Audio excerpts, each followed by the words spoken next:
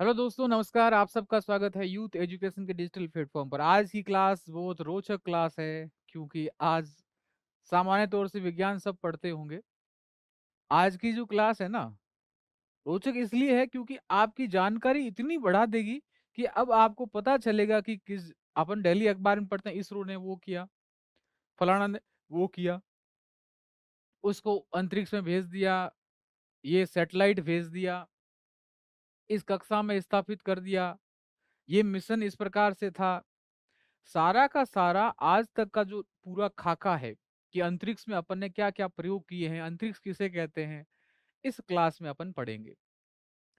तो बिल्कुल आप पूरे का पूरे सजग होके कॉपी पेन लेके बैठिएगा, क्योंकि आज की क्लास आपका इतना ज्ञान बढ़ा देगी। चाहे आप आर्ट्स के विद्यार्थी हो, लेकिन आपके ज्ञान में इतनी वृद्धि हो जाएगी कि आपको खुशी होगी कि वाकई में कोई साइंस की क्लास मैंने ली है।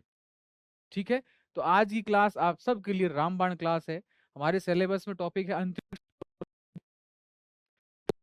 होगा कि भाई टेक्नोलॉजी तो किसको याद रहती है, लेकिन आज मैं वादा करता हूं कि आपको बिल्कुल हर चीज पता होगी। आर्ट्स के विद्यार्थी को भी टेक्नोलॉजी पता होगी। आपको मजा आएगा जब अखबार में पढ़ोगे इसरो ने इस चीज को भेजा है। अब आपको पता होगा कि इस कक्षा में भेजा होगा। अच्छा, हाँ ठीक है, इतनी दूरी पर है, इतना ये है। देखो, अंतरिक्ष प्रौद्योगिकी यानी अंतरिक्ष का उपयोग मानव उपयोग के लिए किया जाए, अंतरिक्ष प्रौद्योगिकी है। इसमें अपन क्या क्या पढ़ेंगे? इसमें अपन पढ़ेंगे अंतरिक्ष क्या होता है, कक्षाएं या ऑर्बिट क्या होती है, ऑर्बिट वो पढ़ेंगे। उपग्रह यान सैटेलाइट व्हीकल वो कौन से होते हैं, अपन ने कौन कौन से विकास किए हैं वो पढ़ेंगे। कृत्रिम उपग्रह आर्टिफिशियली सैटेलाइट्स क्या क्या पार्ट होते हैं उसमें, किसके माध्यम से कार्य करते हैं वो।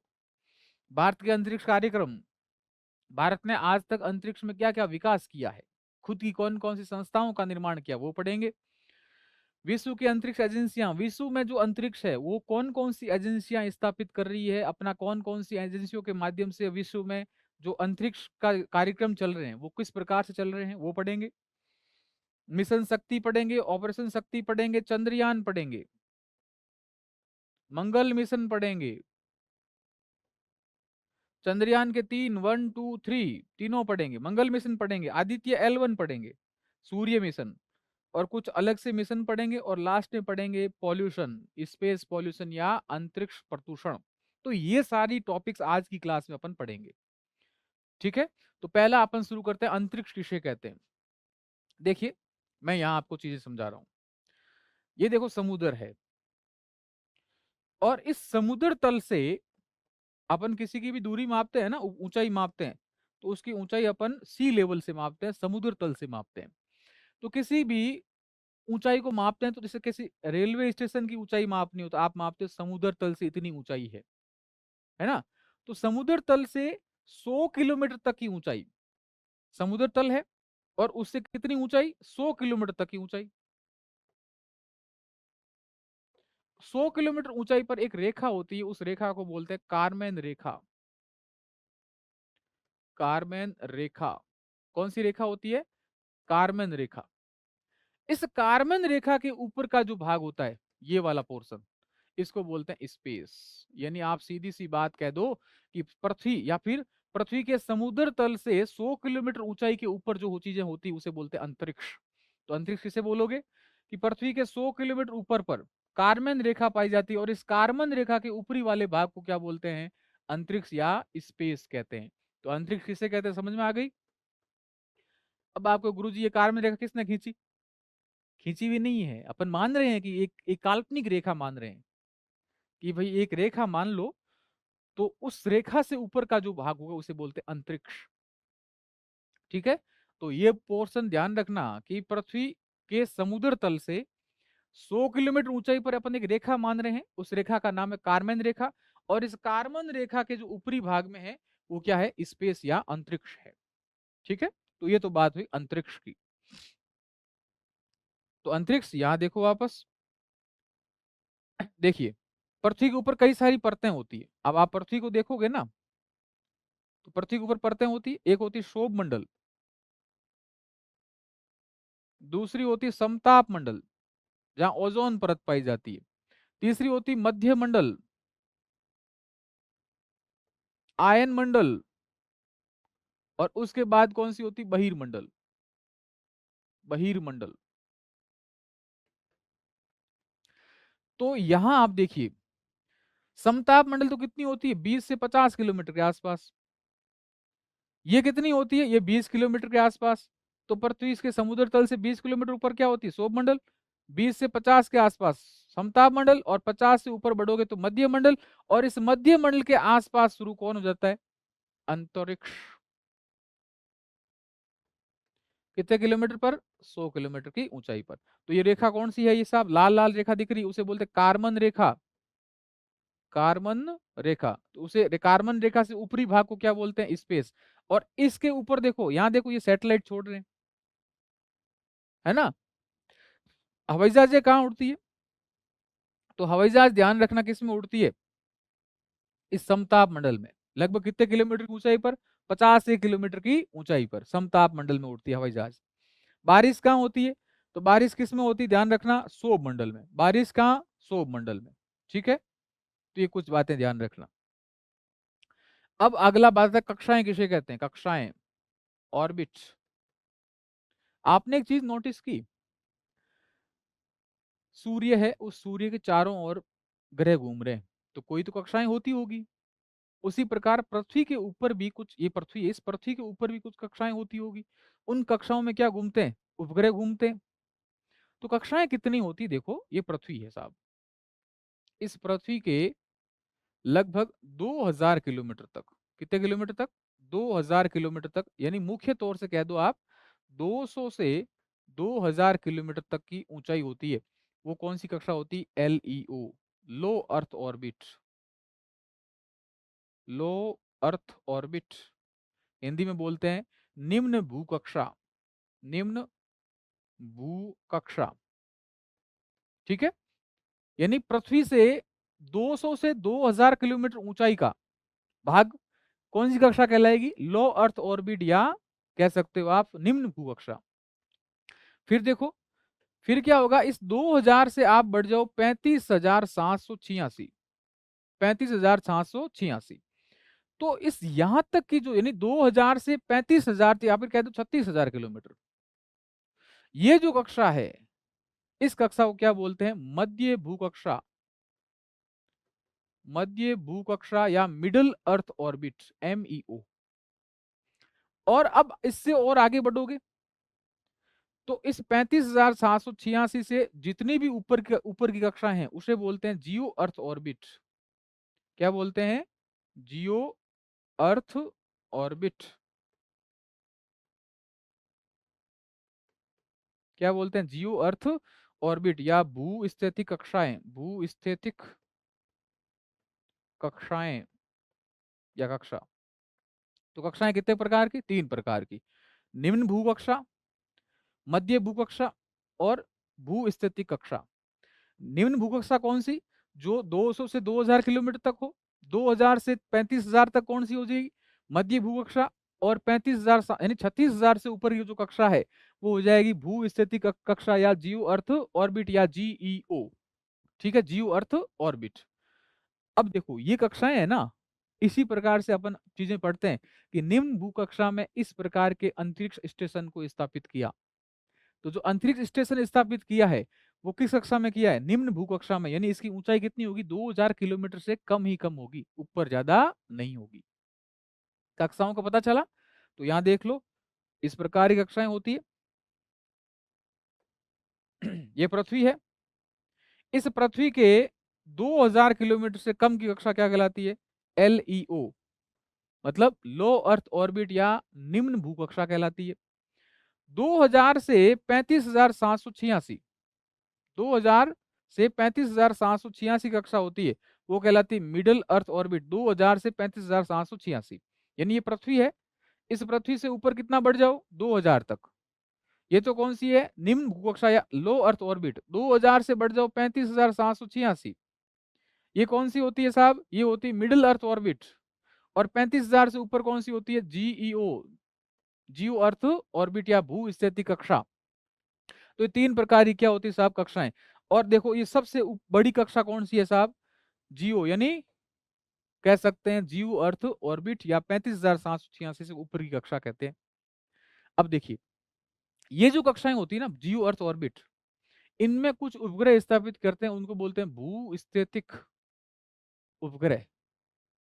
भूस्थितिक उपग्रह। अब आपको गुरुजी ये क्या चीज है, देखो, ऐसे उपग्रह जिनका आवर्तकाल पृथ्वी के आवर्तकाल के बराबर होता है, जिनका परिक्रमण काल पृथ्वी के परिक्रमण काल के बराबर होता है। जैसे ये पृथ्वी है, 24 घंटे में पूरा चक्कर लगाती है अपनी जगह पर, ठीक है। तो उपग्रह अभी ऐसा होना चाहिए कि जैसे ही पृथ्वी घूम रही है उसके साथ साथ घूम रहा है, यानी इसका भी जो परिक्रमण काल है, आवर्त काल है, वो कितना हो, 24 घंटे। ऐसे को बोलते हैं भू स्थितिक उपग्रह। और ये सामान्यतः कौन से होते हैं, संचार उपग्रह होते हैं। कौन से उपग्रह होते हैं, संचार उपग्रह। क्यों? क्योंकि भारत के ऊपर की बात हो रही, पृथ्वी तो पृथ्वी के ऊपर ऐसे ही भेजोगे तो भारत के ऊपर ही रहेंगे वो उपग्रह, तो भारत के साथ साथ ही घूमेंगे। तो संचार उपग्रह में कौन सी कक्षा होती है, भूस्थिति कक्षा। और लगभग 36,000 किलोमीटर ऊंचाई पर होते हैं। कितने किलोमीटर पर, 36,000 किलोमीटर की ऊंचाई पर होते हैं। और ये जो उपग्रह होते हैं पृथ्वी के परिक्रमण काल के बराबर घूमते हैं, यानी 24 घंटे में अपना पूरा चक्कर करते हैं। कक्षाएं होगी, कक्षा के बाद होती है भू तुल्यकालिक स्थानांतरण कक्षा। देखो, आप एक चीज सोची होगी कि उपग्रह को भेजने से पहले जीटीओ में भेजते हैं, जीटीओ, जियो ट्रांसफर ऑर्बिट। यानी सीधी सी बात ही, पृथ्वी है, इस पृथ्वी से आप किसी उपग्रह को भेजोगे ना पहले, तो जीटीओ के पास भेजोगे। इस जीटीओ से एकदम थ्रस्टन होकर किसी और उपग्रह की कक्षा में भेजोगे। जैसे अपन चंद्रयान भेजा, आपने चंद्रयान कैसे भेजा, पृथ्वी से पहले भेजा जीटीओ में, जीटीओ से थ्रस्टन किया, मतलब उसे पुशअप किया, पुशअप करने पर एक पूरी की पूरी अलग कक्षा में चला गया, और फिर ये किस में चला गया, चांद की कक्षा में।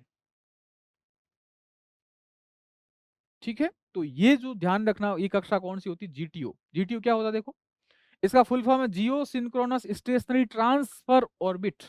जियो सिंक्रोनस स्टेशनरी ट्रांसफर ऑर्बिट, यानी भूतुल्यकालिक स्थानांतरण कक्षा, या जीटीओ बोलते हैं इसको शॉर्ट फॉर्म में, जियो ट्रांसफर ऑर्बिट। जहां तक उपग्रह को परमोचन यान, यहां तक जो उपग्रह होता है उसको परमोचन यान से पहुंचाते हैं। यानी जो आप जीएसएलवी, पीएसएलवी जो परमोचन यान होता है, यहां तक पहुंचाते हैं, कहां, जीटीओ तक। अब जीटीओ से क्या होता है, उपग्रह के अंदर ईंधन होता है, प्रोपोलेंट होता है, उस प्रोपोलेंट को थ्रस्टन किया जाता है। थ्रस्टन करने के बाद वो पूरी पूरी कक्षा को क्या कर देगा, पार कर देगा, और जिस कक्षा में भेजना होता है वहां अपन भेज सकते हैं। तो ये देखो, ये पृथ्वी से कोई उपग्रह भेजना था, तो ये क्या था, पीएसएलवी, जीएसएलवी जो भी था, इसके माध्यम से कहां भेजा, जीटीओ तक। जीटीओ से फिर क्या हुआ, थ्रस्टन किया, फिर ईटीओ तक, और फिर जिस तरह थ्रस्टन किया, फिर सीधा का सीधा किसी अन्य उपग्रह कक्षा में अपन भेज देते हैं। ठीक है, तो जीटीओ पहली ऐसी कक्षा है जहां पर किसी पृथ्वी से उपग्रह भेजने पर पहले पहुंचाया जाता है, और फिर वहां उपग्रह यान से पहुंचाया जाता है, और उसके बाद में थ्रस्टन के माध्यम से उपग्रह खुद वहां जाएगा जहां तक इसको भेजना है। ठीक है, तो यहां तक पहुंचाने का काम कौन करेगा, उपग्रह यान या प्रमोचन यान करेगा। जैसे जीएसएलवी है ना, पीएसएलवी, ये यहां तक भेजेंगे, इसके बाद उपग्रह खुद जाएगा। ये साथ में नहीं जाएंगे ये लोग जो आप भेज रहे हो, पीएसएलवी, जीएसएलवी। उपग्रह यान आज तक की इतिहास की यात्रा देखो इनकी। उपग्रह यान सबसे पहले अपन ने क्या बनाया था, अपने पास देखो, धीरे धीरे किसी तकनीक का विकास होता है। पहले ऊंट छकड़े से अपन काम चलाते थे कृषि में, धीरे धीरे विकास हुआ, आज कल्टीवेटर आ गया, थ्रेसर आ गया, है ना, प्लाऊ आ गया, कई सारे उपकरण आ गए, तो कृषि आसान हो गई। वैसे वैसे अंतरिक्ष को एकदम से विकास नहीं हुआ, अंतरिक्ष में भी कई सारे डेवलपमेंट हुए। जैसे देखो आप, सबसे पहले अपन उपग्रह यान की बात कर रहे हैं। उपग्रह यानी सैटेलाइट लॉन्च व्हीकल, जिसके माध्यम से सैटेलाइट को भेजा जाता है, उसका नाम है पहला एसएलवी, सैटेलाइट लॉन्च व्हीकल। ये बात है 1980 के आसपास की, 1980 के दशक की बात करें, अपन ने किसका निर्माण किया, SLV, satellite launch vehicle. Satellite launch vehicle, तो एसएलवी का पूरा नाम क्या है, satellite launch vehicle, launch vehicle. तो भारत में सबसे पहले उपग्रह यान कौन सा बनाया था, सैटेलाइट लॉन्च व्हीकल या एसएलवी। ये एसएलवी इस प्रकार का था कि बहुत कम वजन तक ऊपर ले जा सकता था, लगभग 20 किलो वजन, बहुत कम वजन। यानी ऐसा ही उपग्रह बनाओ जिसका वजन 20 किलो हो, उसको ही ले जा सकता है ये एसएलवी। इसमें ठोस ईंधन ही था केवल, कैसा ईंधन था? ठोस ईंधन का उपयोग लिया था। थोड़ा और विकास किया अपन ने, 80 के दशक में फिर विकास किया, उसका नाम था ASLV। तो पहले SLV, दूसरा विकास किया जिसका नाम था ASLV, ऑन्गोमेंटेड। ASLV की फुल फॉर्म क्या है? ऑन्गेमेटेड सैटेलाइट लॉन्च व्हीकल। देखो SLV का मतलब सब जगह क्या है? Satellite launch vehicle. GSLV satellite launch vehicle, जिसके पीछे SLV आ रहा है ना, SLV launch satellite launch vehicle, यानी उपग्रह प्रक्षेपण यान। ठीक है, उसी प्रकार से पहले SLV बना, उसके बाद बना कौन सा अपन ने बनाया? ASLV, ऑन्गोमेंटेड यानी संवर्धित satellite launch vehicle, augmented satellite launch vehicle. इससे और विकास किया, यहाँ 20 किलो तक ले जा सकते थे, यहाँ दुगुना 40 किलो के आसपास का वजन अपन अंतरिक्ष में ले जा सकते थे।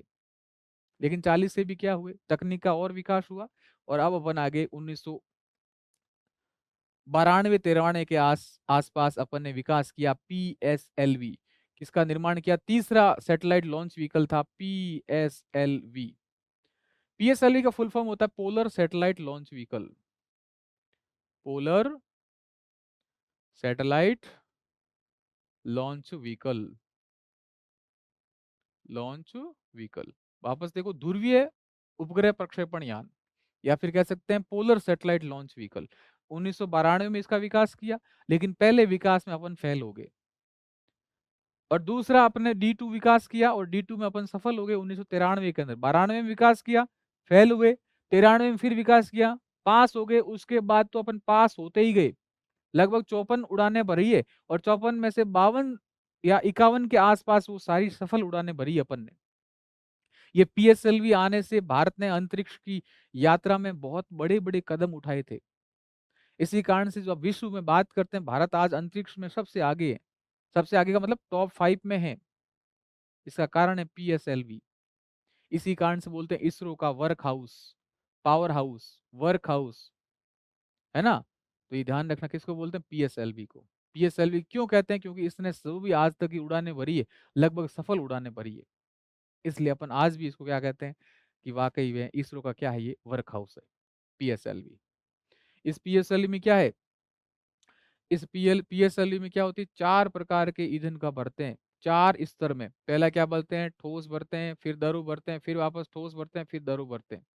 लेकिन इस ईंधन के कारण इतना ऊंचाई तक नहीं जा सकते थे, धीरे धीरे और विकास किया, जिसका नाम था GSLV। तो चौथा अपन ने किसका विकास किया? GSLV, geo satellite launch vehicle, या geosynchronous satellite launch vehicle. तो geosynchronous satellite launch vehicle, GSLV का विकास किया, ये ध्यान रखिएगा। फिर अपने GSLV के बाद GSLV MK2 का उपयोग किया, MK3 का विकास किया।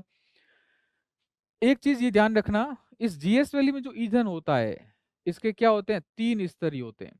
अब आपको गुरुजी, यहाँ तो 4 ईंधन थे, यानी बहुत ऊंचाई तक भेज सकते थे, फिर 3 ही क्यों है? तो इस 3 में भी इतना पावर है, क्यों होते हैं? क्योंकि देखो, इस ईंधन में ठोस ले लिया अपन ने, दूसरा द्रव ले लिया, और तीसरा क्रायोजेनिक ईंधन ले लिया। क्रायोजेनिक क्रायोजेनिक ईंधन। तो GSLV में 3 प्रकार के स्तर है, पहला ठोस, दूसरा द्रव, तीसरा क्रायोजेनिक ईंधन। और क्रायोजेनिक ईंधन के कारण अपूर्ण, मतलब बहुत सारी अपने पास क्षमता आ गई ऊपर तक भेजने की। इस क्रायोजेनिक ईंधन में क्या होता है? बहुत ही कम तापमान पर गैसों को भरते हैं, हाइड्रोजन और ऑक्सीजन को। हाइड्रोजन का तापमान -253 डिग्री सेंटीग्रेड, और ऑक्सीजन का तापमान -183 डिग्री सेंटीग्रेड। तो आपसे पूछ ले, क्रायोजेनिक ईंधन के कौन सी गैसों का उपयोग लेते हैं? हाइड्रोजन और ऑक्सीजन का। हाइड्रोजन का तापमान -253 डिग्री सेंटीग्रेड, ऑक्सीजन का तापमान 183 डिग्री सेंटीग्रेड। तो वापस देखो, उपग्रह के जो भेजने के लिए उपग्रह प्रक्षेपण यान की आवश्यकता पड़ी। पहला कौन सा था? SLV। दूसरा दूसरा लिया ASLV, augmented satellite launch vehicle. फिर आया PSLV, polar satellite launch vehicle. फिर आया GSLV, जियो सिंक्रोनस सैटेलाइट लॉन्च व्हीकल। और फिर आया MK2, MK3। इस प्रकार से उपग्रह यान का विकास किया अपन ने। ठीक है, अब देखो आगे, ये इस प्रकार से देख लो। देखो SLV, लगभग 40 किलो के आसपास पेलोड्स। इसमें लगभग 150 किलो ASLV, और फिर PSLV के लगभग मतलब 2000 किलो के आसपास, फिर GSLV 2200 किलो के आसपास, और फिर GSLV M के थर्ड लगभग 4000 किलो के आसपास अपन ले जा सकते थे। कक्षाएं कौन कौन सी? तो यहाँ पर तो अपन केवल लो अर्थ ऑर्बिट यानी निम्न भूकक्षा, इसमें भी ASLV भी निम्न भूकक्षा, इसमें ऑर्बिट कौन सी? जीएस मतलब जियो सिंक्रोनस 36,000 तक ऊंचाई, और दूसरा मध्य भूकक्षा यानी पोलर सैटेलाइट, जो पोलर मतलब ध्रुवीय उपग्रह कक्षा है उसमें भी स्थापित कर सकते थे जीएस वाली से सीधा, कहां पर 36,000 किलोमीटर ऊंचाई तक, ये ध्यान रखना। अब देखो GSLV और PSLV में अंतर। PSLV का विकास प्रक्षेपण यान 1993 में किया अपन ने, लेकिन सफल नहीं हुए।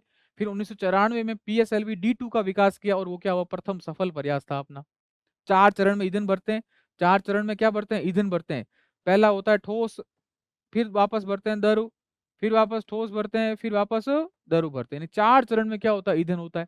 जबकि GSLV में क्या होता है? 3 चरणों में ईंधन होता है। पहला भरते हैं ठोस, दूसरा द्रव, और तीसरा कौन सा भरते हैं? क्रायोजेनिक ईंधन। और क्रायोजेनिक ईंधन में क्या होता है? हाइड्रोजन और ऑक्सीजन। -253 डिग्री सेंटीग्रेड और -183 डिग्री सेंटीग्रेड। इसको इसरो का वर्क हॉर्स ऑफ इसरो कहते हैं। इसको किसको? PSLV को, क्योंकि इसने अधिकतम उड़ानें सफल भरी है, इसलिए इसको बोलते हैं work horse of ISRO. GSLV 1991 में रूस द्वारा इसके GSLV का जो विकास हुआ ना, बहुत रोचक कहानी है इसके पीछे। अपन को क्रायोजेनिक ईंधन अपने पास था नहीं, नहीं था तो अपन ने किससे मांगा? अपना दोस्त था रूस, रूस से मांगा। रूस ने इनकार कर दिया कि हम जाओ, तुम हमें नहीं देने वाले, मतलब हम तुम्हें नहीं देंगे, क्या क्रायोजेनिक ईंधन नहीं देंगे। तो भारत ने 2014 में खुद का विकास किया क्रायोजेनिक ईंधन का, और इस ईंधन का नाम रखा विकास ईंधन। और जिस इंजन का उपयोग लेते हैं उसमें बोलते हैं विकास इंजन।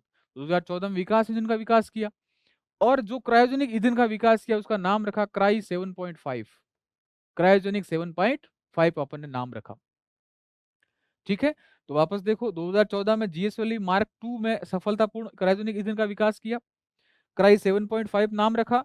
और GSAT 14, जियो सैटेलाइट 14 का अपन ने पहली बार, जो इस ये उपग्रह का नाम है GSAT 14 उपग्रह, इसका अपन ने प्रक्षेपण किया इस क्रायोजेनिक ईंधन के माध्यम से। तो पहला भारत का उपग्रह जो क्रायोजेनिक ईंधन से भेजा गया, जिसका नाम था GSAT 14। तो ये PSLV GSLV में ध्यान रखना, 4 चरण 3 चरण। हॉर्स पावर ऑफ इसरो इसको बोलते हैं, सामान्य तौर से क्रायोजेनिक ईंधन का उपयोग लेते हैं। 4 चरण में ईंधन, 3 चरण में ईंधन। ठीक है, इससे जो उपग्रह भेजते हैं वो अधिकतर कौन से? रिमोट सेंसिंग उपग्रह होते हैं। रिमोट सेंसिंग उपग्रह, रिमोट सेंसिंग किसे कहते हैं? सीधी सी बात, ये टीवी वगैरह सब क्या है? रिमोट सेंसिंग टाइप है ना। तो रिमोट सेंसिंग जो निगरानी वगैरह होती है, रिमोट सेंसिंग उपग्रह ध्यान रखना ये सही, जिस पर आपको रिमोट सेंसिंग किसे बोलते हैं? जहां आप अनुपस्थित होते हो और वहां भी अपने किसी भी माध्यम के द्वारा किसी क्रिया को नियंत्रित कर सकते हो। जैसे आप टीवी के हाथ नहीं लगा रहे हो, लेकिन दूर बैठे हो, और वहां पे रिमोट से आप क्या कर सकते हो? उसका चैनल परिवर्तन कर सकते हो, रिमोट सेंसिंग है। तो रिमोट सेंसिंग ध्यान रखना, PSLV उपग्रह से, उपग्रह प्रक्षेपण यान से उपयोग होता है। और GSLV लगभग संचार उपग्रह GSLV से स्थापित होते हैं। फिर देखो कृत्रिम उपग्रह में क्या क्या होता है। देखो, आप उपग्रह देखोगे ना, इस प्रकार क्या करती होती है उपग्रह की। ठीक है, इस उपग्रह में इस प्रकार की सोलर प्लेटें लगी होती है। ये कौन सी होती? सोलर प्लेटें। इनको बोलते हैं सोलर प्लेटें, ताकि क्या हो? ऊंचाई पर जाने पर क्या होता? ईंधन खत्म हो जाए, तो यहाँ पर क्या करेगा? सौर ऊर्जा से ऊर्जा बनेगा, तो सोलर प्लेट होती है। इसके ऊपर क्या होता है? एक होता है गायरोस्कोप। गायरोस्कोप का काम करता है, उपग्रह की स्थिति कितनी है, गति कितनी है, वो सब ज्ञात करता है कौन? गायरोस्कोप। इसके पास एक लगा होता है एंटीना।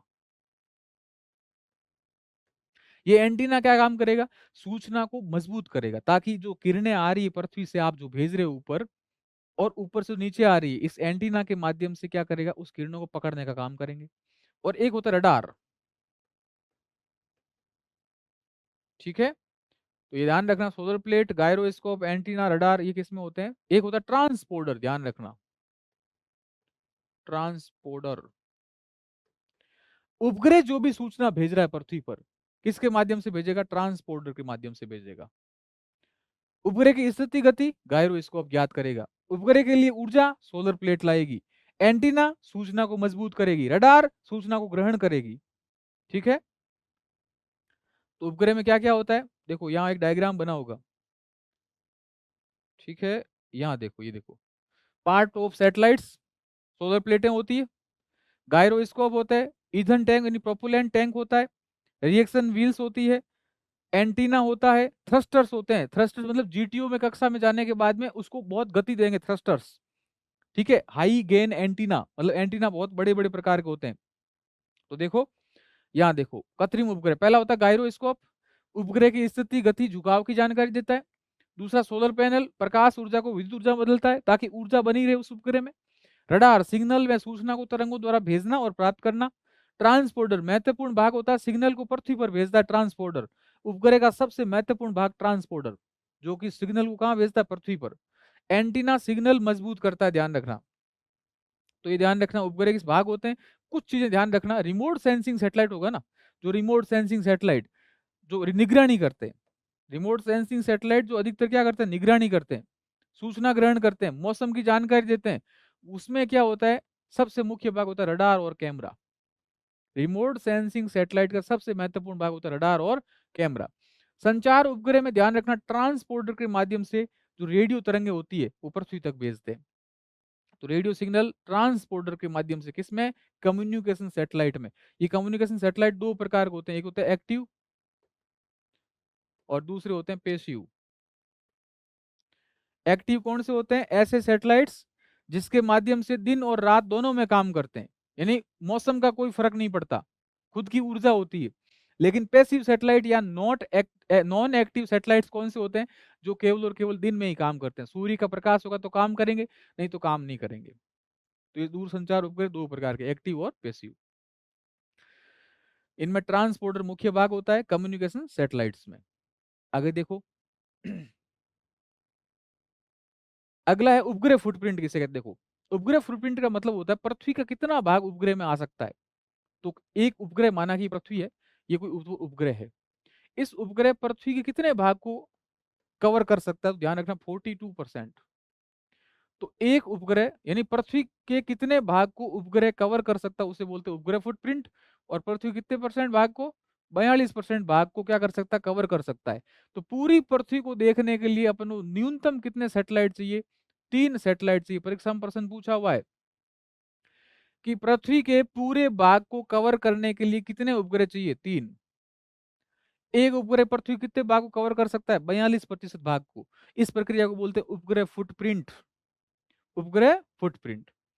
आगे देखो भारत में अंतरिक्ष कार्यक्रम, भारत में अंतरिक्ष कार्यक्रम का विकास कैसे हुआ। एकदम से तो अंतरिक्ष में अपन आए नहीं, देखो बहुत एक रोचक कहानी है इसके पीछे। देखो सबसे पहले निर्माण हुआ इंको स्पार का। इंको का मतलब Indian Indian national Indian national committee of space research, research research. तो भारतीय राष्ट्रीय अंतरिक्ष अनुसंधान कमेटी की स्थापना हुई 1962 में। तो भारत ने सबसे पहले किसका विकास किया, इंको स्पार का विकास किया, Indian national committee of space research का विकास किया 1962 में। इसका अध्यक्ष बनाया विक्रम साराभाई को, विक्रम साराभाई को। और इस कमेटी, ये जो कमेटी बनी थी इंको स्पार, ये किस विभाग के अंतर्गत काम करती थी, परमाणु विभाग के अंतर्गत। वापस देखो 1962 में इंको स्पार की स्थापना की।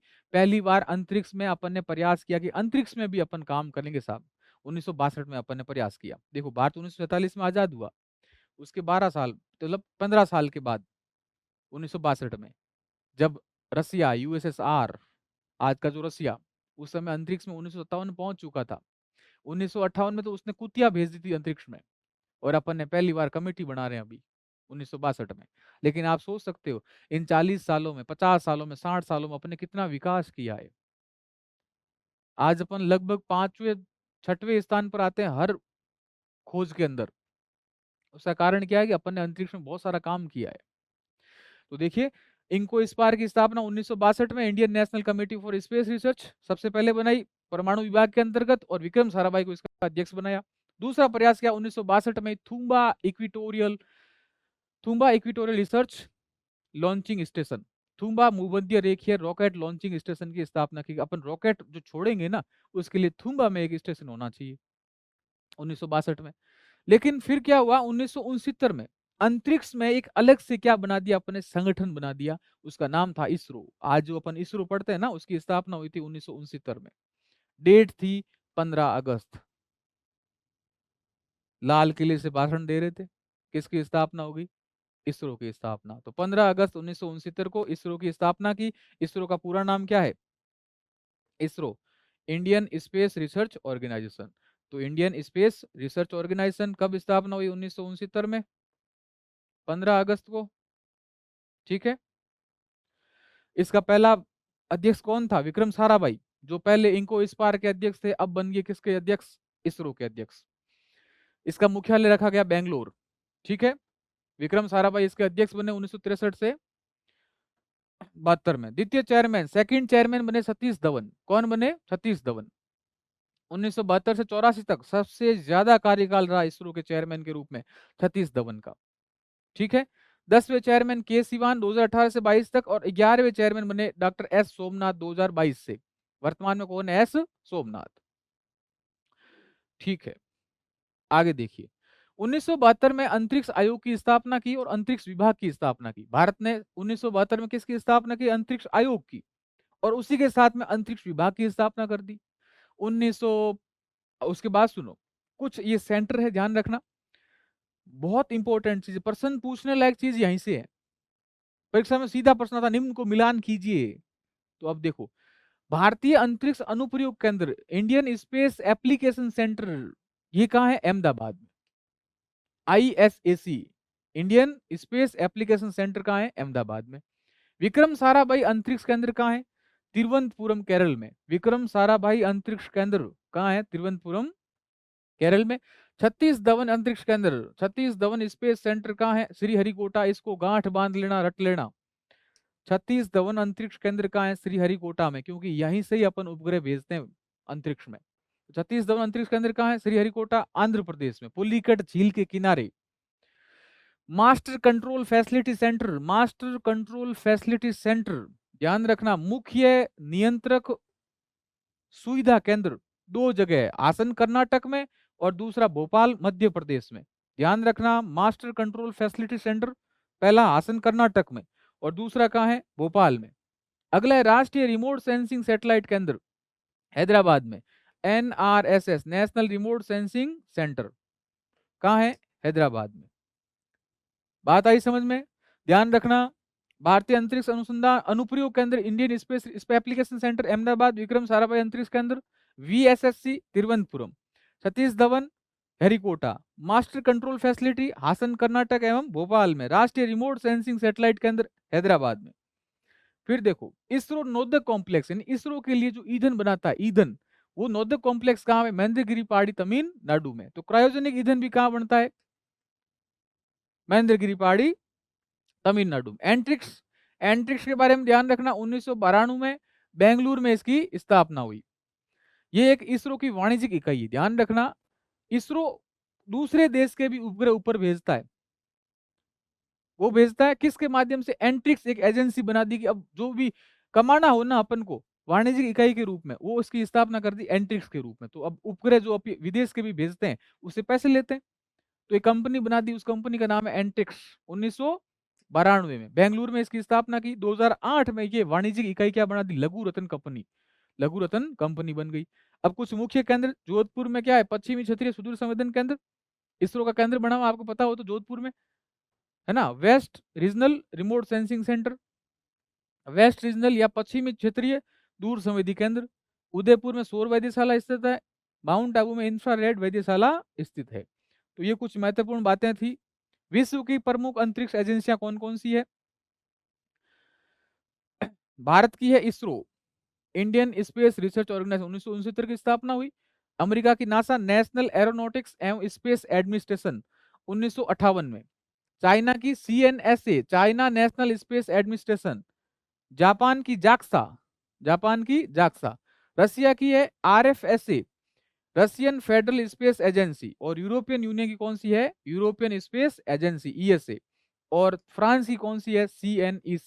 CNES। ठीक है, तो ये सारी कौन सी थी? अंतरिक्ष एजेंसियां। आगे अपना बात आएगी कि अंतरराष्ट्रीय स्तर पर किस प्रकार से इस अंतरिक्ष विज्ञान का किस तरह से विकास हुआ है, तो उसके बारे में चर्चा करेंगे। तो अंतरिक्ष में सबसे पहले अंतरिक्ष में कौन कौन सा देश गया? उस समय एक संगठन था USSR। तो USSR में काफी 15 देश के आसपास, जब उसका विभाजन हुआ था 1990 के बाद, तो 15 देश बने थे। तो उस समय USSR एक बहुत प्रबल रूप से, साइंटिस्ट जो भी थे ना, USSR उस समय में आ गया था। तो अंतरिक्ष में सबसे पहले जाने वाला व्यक्ति, मतलब जाने वाला जो देश था, वो संघ था, उसका नाम था सोवियत संघ। देखिए, इसकी हिस्ट्री सुनिए बच्चे बड़े अच्छे से। जब अपना देश आजाद हुआ था ना 1947 में, उसके 10 साल बाद USSR ने अंतरिक्ष में सजीव भेज दिया था, लाइका कुतिया को। यकीन मानिए कितना आगे चल रहा था USSR। और अपना देश आजाद हुआ था 1947 में। अपन अपना देश को एकीकरण करने में लगे हुए थे, और जो USSR क्या था, अंतरिक्ष में अपना सजीव भेजने में लगा हुआ था। तो देखिए, अंतर्राष्ट्रीय अंतरिक्ष अनुसंधान का जनक किसे कहते हैं? मतलब अंतर्राष्ट्रीय स्तर पर अंतरिक्ष में सबसे पहले जो योगदान दिया था, वो किसने दिया था? सोवियत संघ या USSR। अभी वर्तमान का रसिया। अंतरिक्ष विज्ञान को बोलते हैं कॉस्मोलॉजी। जहां पर अंतरिक्ष संबंधी अध्ययन किया जाता है, उस विज्ञान की शाखा को बोलते हैं कॉस्मोलॉजी। अंतरिक्ष यात्री को दो अलग अलग भाषाओं में बोलते हैं, एक होता है एस्ट्रोनॉट, एक होता है कॉस्मोनॉट। तो जो कॉस्मोनॉट होता है वो रूस में कहते हैं, यानी USSR जो संगठन था, वहां पर अंतरिक्ष यात्री को बोलते हैं कॉस्मोनॉट। जबकि जो अन्य देश, चाहे अमेरिका ले लो चाहे भारत ले लो, वहां पर क्या कहते हैं? अंतरिक्ष यात्री को एस्ट्रोनॉट कहते हैं। क्या बोलते हैं? एस्ट्रोनॉट। फिर 1957 की बात आती है, 1957 अक्टूबर की बात है। सोवियत संघ द्वारा प्रथम प्रक्षेपण यान स्पुतनिक फर्स्ट स्थापित किया गया, अंतरिक्ष में भेजा गया 1957 में। देखो, 47 में अपन आजाद हो रहे हैं, और 1957 में USSR ने अपना स्पुतनिक फर्स्ट अंतरिक्ष में भेज दिया था। नवंबर में सोवियत संघ द्वारा लाइका कुतिया स्पुतनिक द्वितीय द्वारा भेज दी गई। आप सोचिए, अंतरिक्ष में पहला सजीव कौन गया था? कुत्ता गया था। उस कुत्ते का नाम था लाइका, यानी कुतिया थी वो, उसका नाम था लाइका कुतिया। और किसके माध्यम से भेजा था? स्पुतनिक सेकंड के माध्यम से। ये स्पुतनिक सेकंड क्या है? एक यान है जिसको अंतरिक्ष में भेजा गया था। 1958 में ही अमेरिका द्वारा अंतरिक्ष में प्रथम बार उपग्रह भेजा गया, जिसका नाम था स्कोर। तो अमेरिका ने जो सबसे पहला अपना उपग्रह भेजा था, उसका नाम क्या था? स्कोर। और किसके माध्यम से भेजा था? एक्सप्लोरर के माध्यम से। तो देखो, ये तो बात थी रूस की, यानी USSR की। USSR ने 1958 तक क्या भेज दी थी? कुतिया को भेज दिया था अंतरिक्ष में। और अमेरिका ने अपना पहला जो प्रक्षेपण किया था, उपग्रह भेजा था, उसका नाम था स्कोर। और किसके माध्यम से भेजा था? स्कोरर के माध्यम से, सॉरी एक्सप्लोरर के माध्यम से, 1958 में। 1961 में प्रथम अंतरिक्ष यात्री यूरी गागरिन, बोस्टोक प्रथम नामक एक यान था, उसमें अंतरिक्ष में भ्रमण करने गए थे। उनका नाम था यूरी गागरिन। ये ध्यान रखना, वेरी वेरी इंपॉर्टेंट। आपसे पूछ ले, अंतरिक्ष में सबसे पहला मानव कौन गया था? तो यूरी गागरिन। कहाँ के थे? USSR के, यानी सोवियत संघ के। और किससे गए थे? बॉस्टोक फर्स्ट से गए थे। कब गए थे? 1961 में। तो वापस देखो देखो, 1958 में तो क्या भेज दी थी? लाइका कुतिया। लाइका 1957 में तो लाइका कुतिया भेज दी थी USSR ने। 1961 में आदमी को भेज दिया था, और आदमी का नाम था यूरी गागरिन। क्या नाम था? Yuri Gagarin. आगे देखिए, 1963 में अंतरिक्ष में पहली बार एक महिला पहुंची, उसका नाम था वेलेंटिना तेरेस्कोवा। Valentina Tereshkova. और ये किससे गई थी? बॉस्टोक 6 से। तो व्यक्ति का नाम तो क्या था? Yuri Gagarin. और महिला का नाम क्या था? वेलेंटोवा तेरेस्कोवा। किससे गई थी? बॉस्टोक 6 के माध्यम से।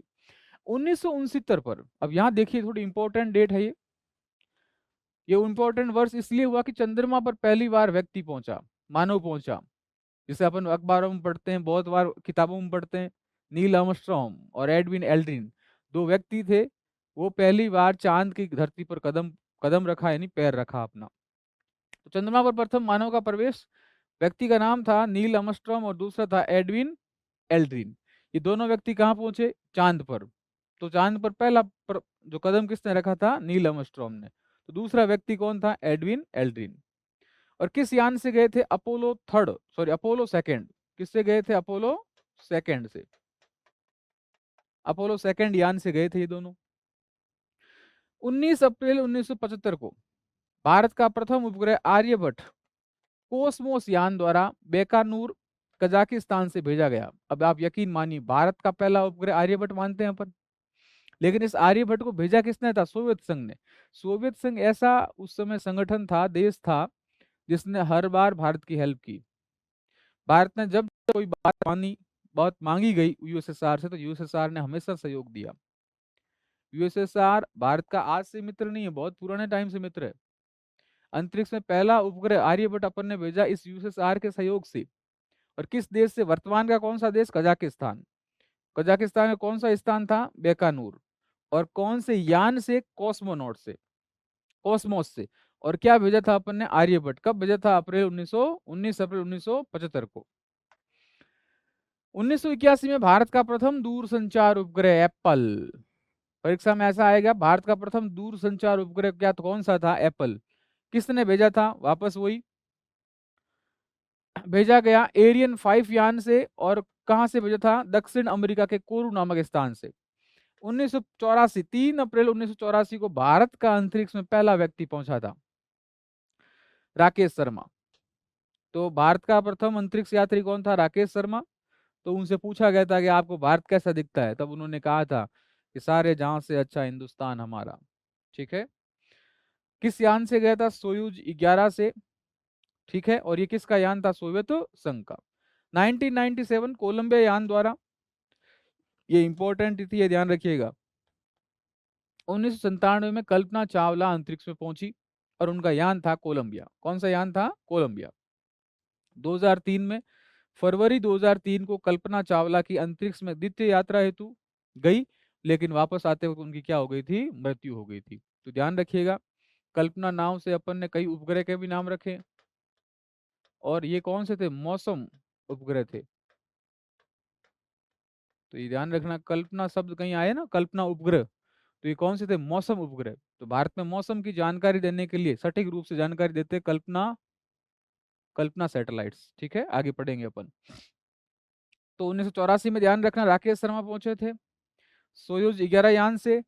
और कल्पना चावला 1997 में पहुंची थी अंतरिक्ष में और दूसरी बार यात्रा की थी 2003 में, लेकिन वापस आते वक्त क्या हो गई थी? इनकी मृत्यु हो गई थी। 2006 में सुनीता विलियम्स 322 दिन अंतरिक्ष में रही थी।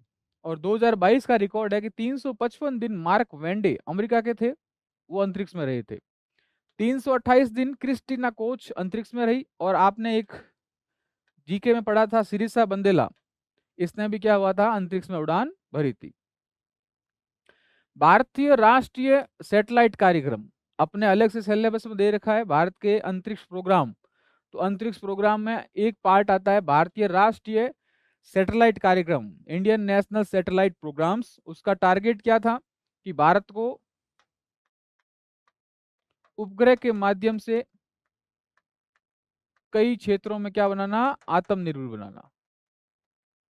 भारत हर जानकारी के लिए दूसरे देशों पर निर्भर था, तो भारत ने खुद के क्या बनाए? उपग्रह बनाए और उसके माध्यम से क्या किया? जानकारियां प्राप्त करनी शुरू कर दी। तो दूरसंचार के लिए, दूरसंचार मतलब टेलीकम्युनिकेशन, उसके लिए अपन ने इनसेट सीरीज स्थापना की। कौन सी? INSAT, Indian national satellite programme. तो उसी प्रकार से ये जो INSP है, इसी के आधार पर इनके उपग्रह का नाम रखा है इंडियन नेशनल सैटेलाइट। और इनकी सीरीज चलाई अपन ने, सीरीज 1, 2, 3। तो INSAT series 1, INSAT series 2, INSAT series 3। और इनके भी भाग थे। इनसेट सीरीज 1 के क्या थे? A to D यानी 4 उपग्रह, ABCD।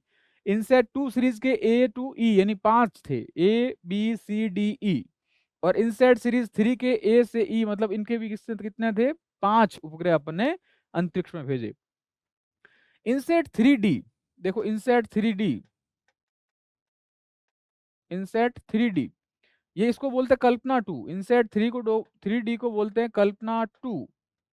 कल्पना 2 2013 में प्रक्षेपित किया था यह भारत का पहला सफल मौसम सैटेलाइट है।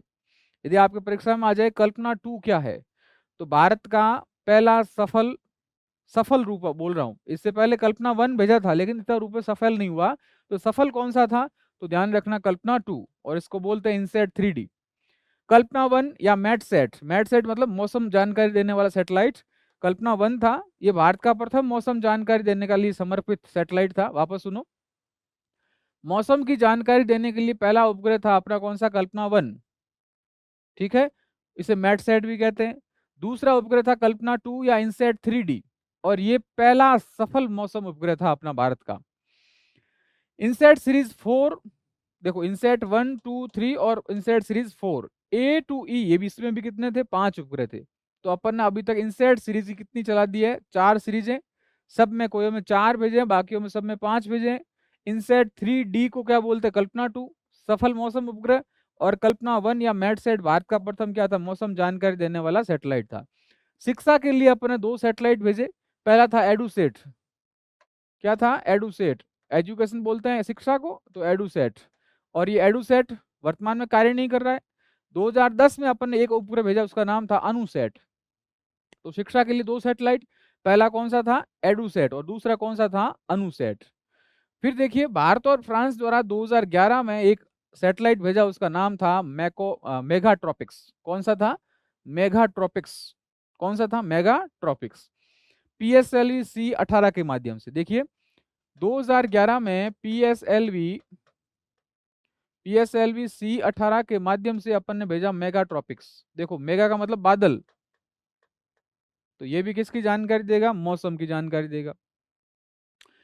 सरल सैटेलाइट विद आर्गोस एंड अल्टीगा, ये क्या करेगा, समुद्र तल में कोई चित्र लेना हो, गहराई मापनी हो, तो ये ऊंचाई मापनी हो, तो ये काम कौन सा सैटेलाइट करता है, सरल सैटेलाइट करता है। तो सैटेलाइट विद आर्गोस एंड एल्टिका, यह समुद्र क्षेत्र के समुद्र तल से ऊंचाई ज्ञात करने के लिए सैटेलाइट उपयोग में लिया जाता है। तो वापस सुनो, सरल सैटेलाइट यदि कभी आ जाए या सरल तकनीक आ जाए, तो उसमें ध्यान रखना सैटेलाइट विद आर्गोस एंड एल्टिका, यह समुद्र के क्षेत्र व समुद्र तल से ऊंचाई को क्या करता है, ज्ञात करता है। मेगाट्रॉपिक्स, ये जो मेगाट्रॉपिक्स है, और दूसरा क्या है, सरल, इन दोनों की जानकारी एक पोर्टल बनाओ, उसका नाम है भुवन पोर्टल। देखो एक तो क्या है, भुवन पोर्टल बना हुआ है, भुवन पोर्टल। इस भुवन पोर्टल पर 2 जानकारियां आती, एक तो किसकी आती है, सरल की, और दूसरी जानकारी आती मेगाट्रॉपिक्स की। देखो इस सरल से तो क्या होगा, समुद्री ज्ञान, और इस मेगाट्रॉपिक से मौसमी ज्ञान, जो स्थल मंडल है, वायुमंडल है, उसकी जानकारी मिलेगी। इन दोनों की जानकारियां सम्मिलित रूप से कहां पर आएगी, भुवन पोर्टल पर आएगी। IRNSS, देखो IRNSS द्वारा 7 उपग्रह छोड़े गए, जिनका नाम क्या रखा, नाविक। तो अपन ने जो नौसेना के लिए, यानी नाविक जो एक प्रणाली बनाई नौसेना के लिए, जो शिपें होती है उनको दिशा देने के लिए, समुद्री जानकारी रखने के लिए, तो अपन ने क्या रखा है, एक तंत्र बनाया नाविक, और उस प्रणाली को कहते हैं IRNSS। क्या बोलते हैं, IRNSS, Indian regional navigation satellite system. America में GPS, देखो अब कुछ चीजें ऐसी होती है, जैसे अपन क्या करते हैं, कहीं जाना होता है तो अपन ने क्या लेते हैं, गूगल मैप लेते हैं। उसी प्रकार से अमेरिका में GPS का उपयोग लेते हैं, रूस में ग्लोनस का, चीन में कंपास या ब्रूडई का। देखो अमेरिका में तो GPS का उपयोग लेते हैं, रूस में ग्लोनास का, और चीन में कंपास या ब्रूडई नेविगेशन सिस्टम कार्यरत है। गगन, एक ध्यान रखना, भारत में एरोप्लेन जो भी चलती है, उस एरोप्लेन का ट्रैफिक कंट्रोल कैसे होता है, नहीं तो भिड़ नहीं जाए कभी। तो इन ट्रैफिक कंट्रोल के लिए एक पोर्टल का विकास किया, जिसका नाम है गगन। गगन का फुल फॉर्म क्या है,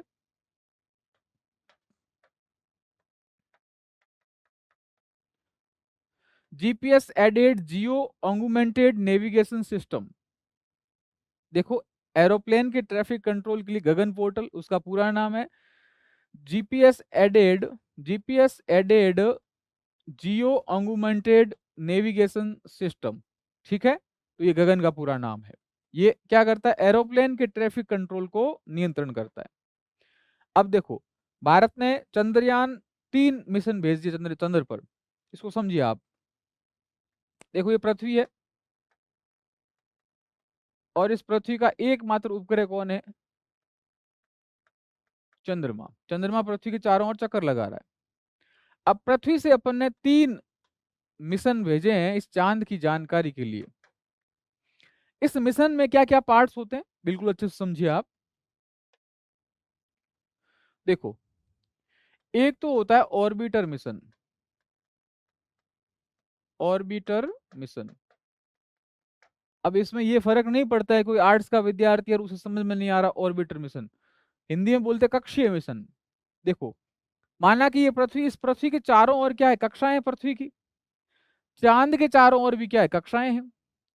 तो ऐसा मिशन जो कक्षा के लिए भेजा जा रहा है उसे बोलते हैं ऑर्बिटर मिशन। ठीक है साहब। दूसरा है लैंडर मिशन।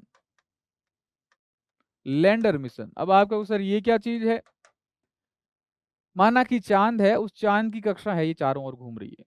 कक्षा में अपन ने एक मिशन भेजा, दूसरे कक्षा से कुछ ऐसा भाग उतरेगा, वो सीधा उस चांद की सतह पर उतरा, उसे बोलते हैं लैंडर मिशन, यानी चांद की सतह तक पहुंचना।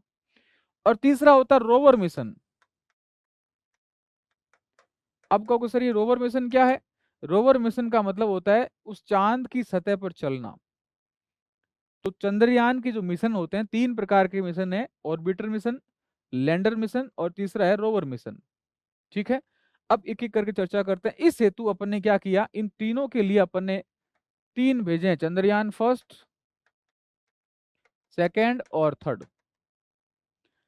भारत ऐतिहासिक सफलता के साथ इस चंद्रयान जो तीनों मिशन है लगभग सारे क्या हुए हैं? सफल हुए हैं। चंद्रयान सेकंड का जो रोवर था वो थोड़ा खराब हो गया था, इसलिए पूर्ण रूपेण सफल नहीं था, लेकिन औसत दर्जा देखा जाए तो तीनों क्या थे? सफल थे। देखिए, चंद्रयान फर्स्ट की बात करते हैं। इसको भेजा था 2008 में, चंद्रयान सेकंड को भेजा था 2019 में। याद कैसे करना है? देखो, जो एक तो भेजा था 2008 में और इसके जस्ट 11 साल भेजा 2019 में। क्या भेजा? चंद्रयान सेकंड। चंद्रयान फर्स्ट 22 अक्टूबर 2008 को, ये भी 22 को ही भेजा, लेकिन 22 जुलाई को 2019 को। तो चंद्रयान फर्स्ट 2008 को, ये भेजा 2019 को। कहां से भेजते हैं? सतीश धवन स्पेस सेंटर से। अधिकतर वहीं से ही भेजते हैं, सतीश धवन अंतरिक्ष केंद्र श्रीहरिकोटा, श्रीहरिकोटा से। फिर कौन सा इसमें यान उपयोग लिया? चंद्रयान फर्स्ट के लिए अपन ने उपयोग लिया PSLV XL। PSLV XL, तो PSLV XL। अब यहां देखिए आप, चंद्रयान फर्स्ट तक अपने पास PSLV था, उसका उपयोग लिया। चंद्रयान सेकंड के बाद अपने पास GSLV आ गया, तो GSLV M के थर्ड के माध्यम से अपन इसको भेजे। चंद्रयान फर्स्ट किसके माध्यम से भेजा? PSLV XL के माध्यम से। और चंद्रयान 2 किससे भेजा? GSLV M के थर्ड के माध्यम से। ये देखो, ये एक ऑर्बिटर मिशन था। ऑर्बिटर मतलब ये केवल चंद्रमा की कक्षा की जानकारी लेने के लिए मिशन ही था। चंद्रयान फर्स्ट किस प्रकार का मिशन था? ऑर्बिटर मिशन था। चंद्रयान 2 किस प्रकार का मिशन था? ऑर्बिट मिशन था। साथ में चंद्रमा की सतह पर भी उतरे थे, इसलिए लैंडर मिशन था। और सतह पर चल के भी दिखाना था, इसलिए उसको रोवर मिशन भी कहते हैं। चंद्रयान सेकंड जो मिशन था, ऑर्बिटर, रोवर और लैंडर तीनों प्रकार का मिशन था। चंद्रयान फर्स्ट जो मिशन था वो किस प्रकार का था? ऑर्बिट मिशन था। तो चंद्रयान फर्स्ट और सेकंड के बारे में ध्यान रखिएगा। देखिए, चंद्रयान 2 की बात करते हैं। 22 जुलाई 2019 को ये क्या किया था? अपन ने प्रक्षेपित किया। 95% तक अपन को इसमें सफलता मिली। देखो, 15 जुलाई तड़के 2:51 में अपन ने क्या किया? इसको प्रक्षेपित किया। कुल लागत 978 करोड़ रुपए थी। इसके 3 हिस्से थे, ऑर्बिटर, लैंडर और रोवर। GSLV M के थर्ड के माध्यम से भेजा था। डेट ध्यान रखना, 22 जुलाई 2019 को। पहला था 22 अक्टूबर 2008 को PSLV XL के माध्यम से, और दूसरा किससे था? GSLV M के थर्ड के माध्यम से। अब इसमें ऑर्बिटर, दूसरा लैंडर। लैंडर का काम क्या था? चांद की, देखो यहां देखो आप, ये चांद है माना कि, इस चांद पर उपग्रह भेजा। तो पहला तो क्या भेजा? चांद की कक्षा के लिए ऑर्बिटर मिशन। दूसरा क्या किया? उस ऑर्बिटर से अलग हुआ और क्या हुआ? ऑर्बिटर के अंदर से क्या निकला? लैंडर निकला। ये लैंडर है, चांद की सतह पर उतरा। और उस लैंडर लैंडर से कौन निकला? रोवर। ये रोवर का क्या है, एक रोबोट प्रकार का जो कि चांद की सतह पर चलेगा। तो 3 प्रकार के मिशन थे, ऑर्बिटर, दूसरा क्या था लैंडर, और तीसरा था रोवर। इनके नाम क्या थे ध्यान रखना। ये जो लैंडर था, जो भी चांद की सतह पर उतरा था, उसका नाम क्या था, विक्रम। जबकि चांद की सतह पर जो चला था उसका क्या नाम था, प्रज्ञान। वापस सुन लो, चंद्रयान 2 के भाग क्या थे। पहला भाग था क्या, ऑर्बिटर, ये चांद की सतह की कक्षा के, जो चांद की कक्षा थी उसमें घूमेगा। उस ऑर्बिटर से अलग होकर चांद की सतह पर उतरा कौन, लैंडर। उस लैंडर से बाहर कौन निकला, रोवर। लैंडर का नाम क्या था, विक्रम। रोवर का नाम क्या था, प्रज्ञान। तो इस प्रकार से ध्यान रखिएगा। चांद पर प्रथम बार कौन पहुंचा था, सोवियत संघ पहुंचा था 1959 के अंदर। आप देखो भारत कब पहुंच रहा है, 2008 में, और सोवियत संघ कब पहुंचा, 1959 में। नाम क्या था उस मिशन का, लूना 2। तो ध्यान रखना, चांद पर पहली बार कौन पहुंचा था, लूना 2 मिशन था। 1959 में कौन पहुंचा, सोवियत संघ। 1969 में इसके 10 साल बाद अपोलो 2 मिशन द्वारा मानव चांद पर पहुंचा था। अपोलो 2 मिशन पर नील आर्मस्ट्रांग पहुंचे थे, साथ में कौन था, एडविन एल्ड्रिन था। तो अपोलो 2 मिशन द्वारा चांद पर कौन पहुंचा, मानव पहुंचा। अब देखिए चंद्रयान 3 की बात कर लेते हैं। चंद्रयान 3 किसने भेजा, इसरो ने। ये जो चंद्रयान तीनों ही थे ना, इसरो नहीं भेजे हैं। और कहां से भेजे हैं सबको, सतीश धवन स्पेस सेंटर श्री हरिकोटा से भेजा है। ठीक है साहब। अब देखो फर्स्ट तो किससे भेजा था, चंद्रयान फर्स्ट पीएसएलवी एक्सएल से।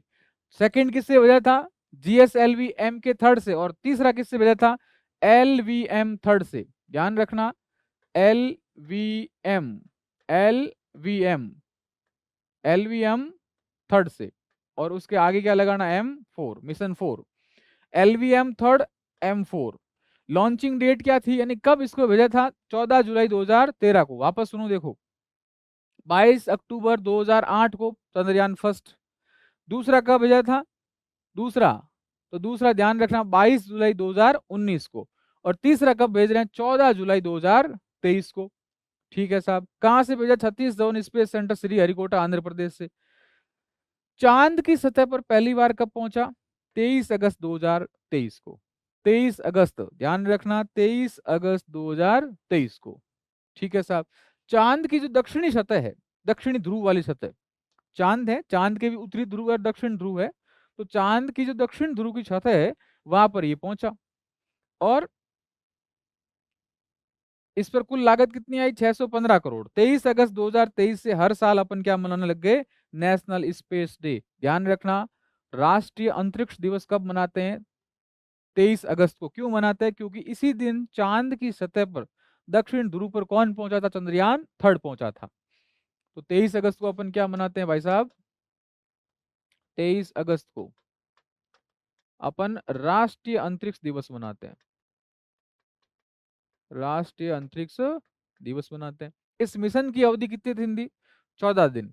प्रज्ञान रोवर जो उतरा था लैंडर से, उसमें भी 14 दिन, और विक्रम लैंडर उसका भी 14 दिन। तो कुल मिलाकर 14 दिन इसका क्या था, मिशन की अवधि थी। पेलोड 3900 किलोग्राम, यानी 3900 किलोग्राम जो यान था LVM-3, ये ऊपर लेके गया था।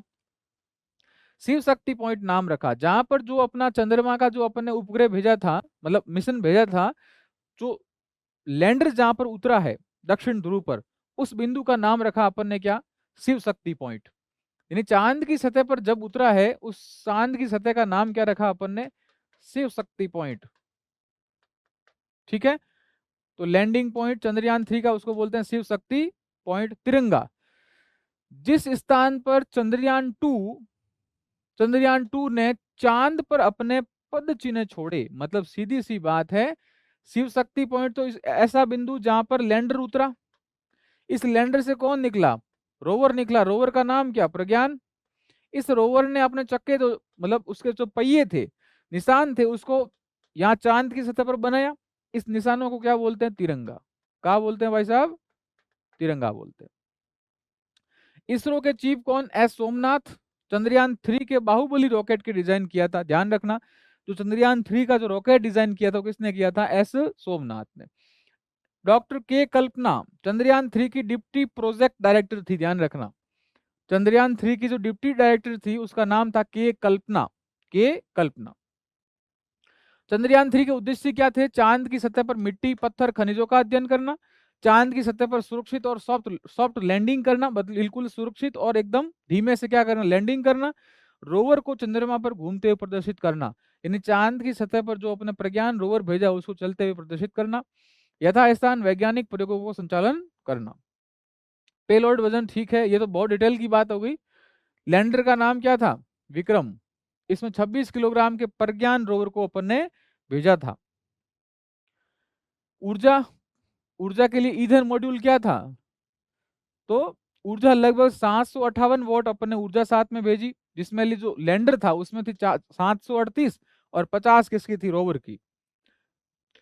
चंद्रमा कक्षा में सबसे पहले कक्षा में कब पहुंचे? 5 अगस्त 2023 को, और 23 अगस्त को अपन ने क्या कर दिया? चंद्रमा की सतह पर लैंडिंग कर दी। 3 हिस्से मॉड्यूल के। पॉपुलेशन मॉड्यूल यानी ईंधन मॉड्यूल, जिसकी सहायता से स्पेसशिप चांद के ऑर्बिट में प्रवेश किया अपन ने। वजन ठीक है, ये तो बहुत डिटेल की बातें हो गई। अपने को इतना ध्यान रखना बेसिक जानकारी के तौर पर, लैंडर मॉड्यूल इसका नाम था विक्रम, और इस विक्रम के अंदर रोवर कौन था? प्रज्ञान। कौन था भाई? प्रज्ञान। 6 पहियों वाला रोबोट था, उसका नाम था प्रज्ञान, जिसने घूमकर जानकारियां प्राप्त की। ठीक है, इसमें क्या क्या तकनीकें लगी थी? तो एपीएक्सएस और लिप्स। कुल वजन कितना था? 26 किलोग्राम। अब बात करते हैं अपन, वापस आ जाओ, चंद्रयान 3 हो गया अपना। मंगल मिशन, कौन सा मिशन? मंगल मिशन।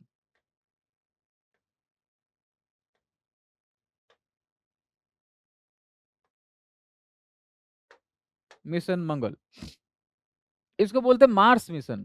क्या बोलते हैं? मार्स मिशन, यानी इसे मॉम भी बोलते हैं, यानी मंगल ऑर्बिट मिशन। यानी जो मंगल है, उस मंगल ग्रह की कक्षा पर अपन को एक मिशन भेजा अपन ने, उसका नाम क्या रखा? मिशन मंगल। कब भेजा? 2013 को। तिथि थी 5 नवंबर 2013। तो 5 नवंबर 2013 को अपन ने क्या भेजा? मिशन मंगल भेजा। कहां से भेजा? एक ही स्थान, ध्यान रखना, सतीश धवन अंतरिक्ष केंद्र से। 24 सितंबर को 2014 को मंगल ग्रह कक्षा में पहुंचा। देखो, भेजा कब था? 5 नवंबर 2013 को, और 24 सितंबर 2014 को मंगल की क्या बोला? कक्षा में पहुंचा। ठीक है, तो ये 2 पॉइंट ध्यान रखना। 5 नवंबर 2013 को तो भेजा, और 24 सितंबर 2014 को मंगल की कक्षा में पहुंचा। किससे भेजा? तो ध्यान रखना, PSLV XL C54 C25 से। तो ध्यान रखना, PSLV XL C25 के माध्यम से क्या किया था अपन? इसको प्रक्षेपित किया था। भारत चौथा देश बन गया मंगल की कक्षा में पहुंचने वाला। मंगल की कक्षा में पहुंचने वाला भारत कौन सा देश बन गया? चौथा देश बन गया। अब इस मंगल के मिशन में क्या क्या लगा था? एक तो मिथेन सेंसर, यानी मंगल की जो कक्षा से अपन ने ये देखा कि मंगल ग्रह पर मिथेन गैस है या नहीं है। थर्मल इंफ्रारेड स्पेक्ट्रोमीटर, यानी जो मंगल की जो कक्षा है उसके माध्यम से पता करना कि मंगल ग्रह इंफ्रारेड यानी अवरक्त किरणें उत्सर्जित करता है या नहीं करता है। मार्स कलर कैमरा, यानी मंगल ग्रह की जो रंगीन फोटो लेना, मार्स कलर कैमरा। ये 3 अपन ने भेजा, उसका नाम था मैन का। ठीक है, अच्छा, इसके अलावा था मैन का। मैन का क्या था? मंगल का द्रव्यमान विश्लेषक, यानी मंगल का कितना द्रव्यमान हो सकता है। तो ये ध्यान रखना, methane sensor, thermal infrared spectrometer, Mars colour camera, और चौथा था मैन का। ये 4 अपन ने मिशन मंगल के साथ भेजा था। मिशन शक्ति 27 मार्च यानी 27/3/2019 अपन ने क्या किया? पृथ्वी है, इस पृथ्वी के लो अर्थ ऑर्बिट, निम्न भूकक्षा, इसमें क्या किया? कोई उपग्रह छोड़ा, और फिर पृथ्वी से अपन ने क्या किया? एक मिसाइल छोड़ी, और उस मिसाइल के माध्यम से इस निम्न भूकक्षा में उपग्रह जा रहा था, उसको अपन ने क्या किया? नष्ट किया। उसको बोलते हैं मिशन शक्ति। 27 मार्च 2019 को DRDO द्वारा, इसरो नहीं है, ध्यान रखना। मिशन शक्ति सुरक्षात्मक रूप से किया था, इसलिए इसको क्या जब भी रक्षा और तकनीकी की बात आएगी तो DRDO आगे आएगा। तो DRDO ने क्या किया? मिशन शक्ति लॉन्च किया 27 मार्च 2019 को। इसने क्या किया? निम्न भूकक्षा में 300 किलोमीटर, निम्न भूकक्षा है, और वहां पर कितने किलोमीटर ऊंचाई पर? पृथ्वी से 300 किलोमीटर ऊंचाई के ऊपर एक उपग्रह को क्या कर दिया अपन ने? नष्ट किया। भारत चौथा राष्ट्र बन गया ऐसा। एपीजे अब्दुल कलाम द्वीप से अपन ने क्या छोड़ी, वो मिसाइल छोड़ी। तो मिसाइल जब भी छोड़ेंगे एपीजे अब्दुल कलाम द्वीप से छोड़ेंगे, और उपग्रह जब भी छोड़ेंगे छत्तीस धवन अंतरिक्ष के अंदर हरिकोटा आंध्र प्रदेश से अपन छोड़ेंगे। तो वापस देख लो, मिशन शक्ति 27 मार्च 2019 को डीआरडीओ द्वारा, भारत चौथा राष्ट्र बन गया। 300 किलोमीटर ऊपर पर क्या थी, एक उपग्रह था, उसको मिसाइल के माध्यम से क्या किया अपन ने, नष्ट किया।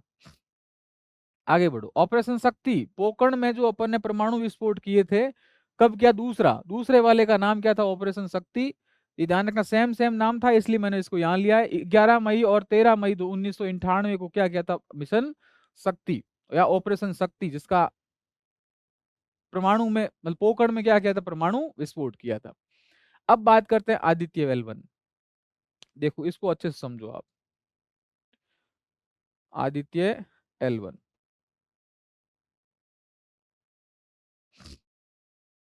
बहुत इंपॉर्टेंट चीज है। आदित्य L1 क्या है, देखो आदित्य अपन किसको बोलते हैं, सूर्य को बोलते हैं, सूर्य बोलते हैं। अब देखो सूर्य का अध्ययन कैसे करोगे, तो सूर्य के पास तो पहुंच नहीं सकते, क्योंकि सूर्य के बाहर का तापमान ही इतना ज्यादा है कि कोई भी उपग्रह आप भेजोगे तो नष्ट हो जाएगा, है ना। लगभग 5500 डिग्री सेंटीग्रेड से भी ज्यादा तापमान है, आप सोच लो।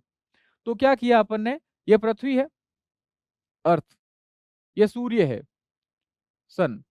अब इस पृथ्वी और सूर्य के बीच का एक सेंटर ले लिया, जहां पर पृथ्वी और सूर्य दोनों का जो गुरुत्वाकर्षण है वो साम्य अवस्था में आ जाए, यानी बराबर पॉइंट आ जाए, वहां पर उस बिंदु को बोलते हैं L1। इस L का पूरा नाम है लैंग्रेजियन या लांग्राज या लैंग्रेजियन बिंदु।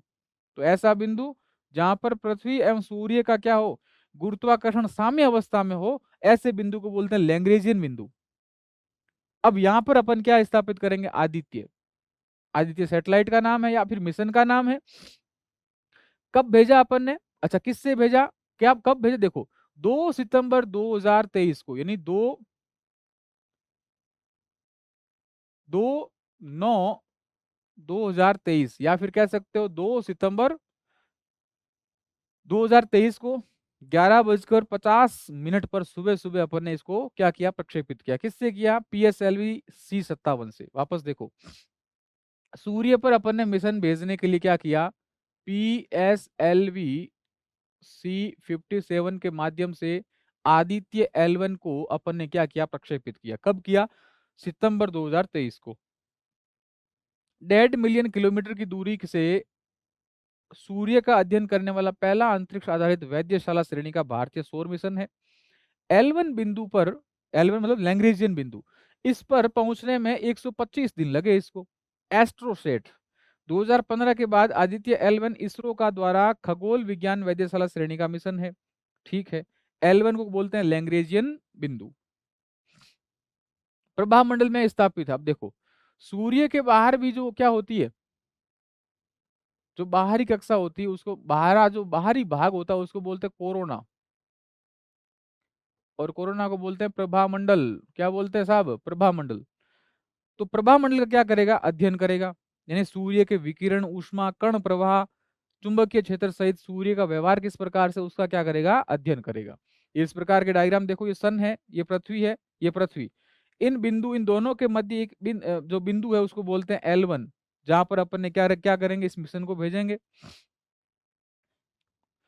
मिशन की अवधि है क्या, 5 यानी 5 साल और 2 महीने। कुल वजन मतलब 1500 किलो के आसपास। पेलोड का वजन 244 किलोग्राम।